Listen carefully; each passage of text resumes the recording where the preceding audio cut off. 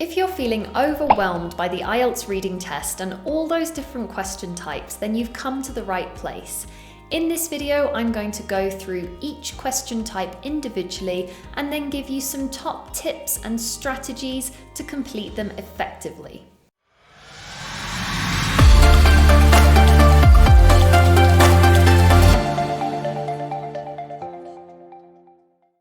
Hello everyone and welcome to part 2 of this video in which I go over the different question types for the IELTS reading test. My name is Grace, I am an expert IELTS teacher and academic manager at Swoosh English. Now if you missed part 1, you can still go back and watch that. In part 1, I went over the different types of questions for IELTS reading, including matching questions and also completion questions. So do go back and take a look at part 1 of the video so that you can get to know those different question types and how to complete them.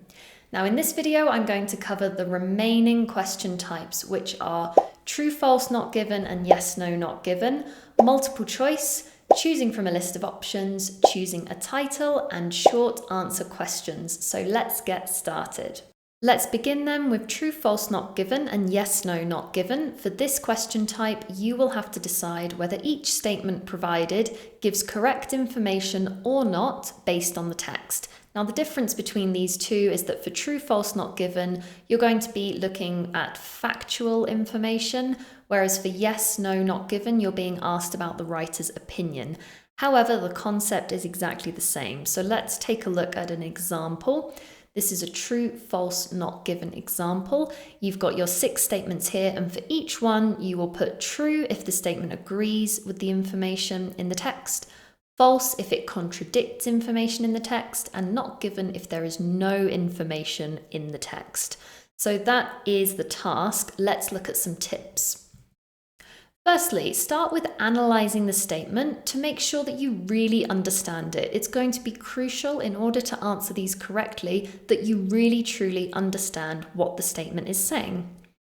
Keep in mind that the answers may be or are very likely to be paraphrased within the text. So while looking for keywords is useful in some cases, it's also important that you're looking for synonyms and paraphrasing of the information. Make sure that you're matching meaning, not words. So this is why it's super important to make sure that you analyze the statement and really understand it, and you're looking out for synonyms and paraphrasing to ensure that you're matching the meaning to the text, not just words. And this is another really important one. Make sure that you really do understand the difference between true, false, and not given. So if a statement is true, it means that you can find information in the text that agrees with the statement. If it's false, you can find information in the text that contradicts the statement. And if it's not given, there is no information provided in the text. Now, sometimes people get a little bit confused between false and not given. So for that reason, I really do recommend that you do plenty of practice questions and analyze the answers so that you can really get used to answering this type of question. Our next question type is the list of options. In this task, you will read a list of statements and select which ones are mentioned in the text. Let's look at an example here. So it says that below are listed some vital functions of sleep, and you need to select 4 of them that are mentioned in the text. And keep in mind that for this task, you're going to be writing the letters, but they can be written in any order. So let's take a look at some tips for completing this task. Firstly, it's important that you check the instructions for the number of options to select. It might be 3, 4, or 5. It's very important that you know how many you're actually having to select in order to be successful in this task. Try to identify the topic of each option and consider how it might be paraphrased. Yes, once again, we are having to look out for paraphrasing, a recurring theme in the IELTS reading test. Now moving on to multiple choice questions. Now for these questions, quite straightforward. You'll read a question and choose the correct answer from a list of 3 or 4 options. So here you can see 2 multiple choice question examples. You've got your question and you're going to choose A, B, C, or D. Quite straightforward, but what are some tips for completing this task?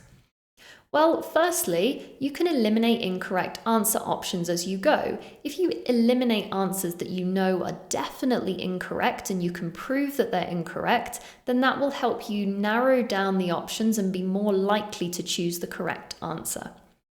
Once again, you're going to be paraphrasing the answer options, so as you're reading the question, think about how they might be paraphrased in the text, and also consider the differences in meaning between each of the answer options.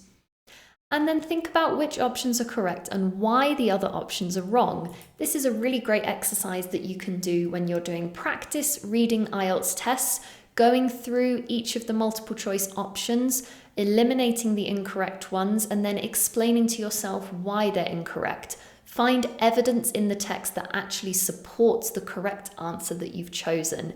This is going to give you a much higher chance of getting the correct answers on exam day. The next question type we have is choosing a title. For this, you're going to choose the most appropriate title for the text from a list of options provided. Here's an example. You can see in this one you've been given 3 possible titles and you need to choose one, A, B or C. Now some tips for completing this task. The information for all of the options can usually be found in the text.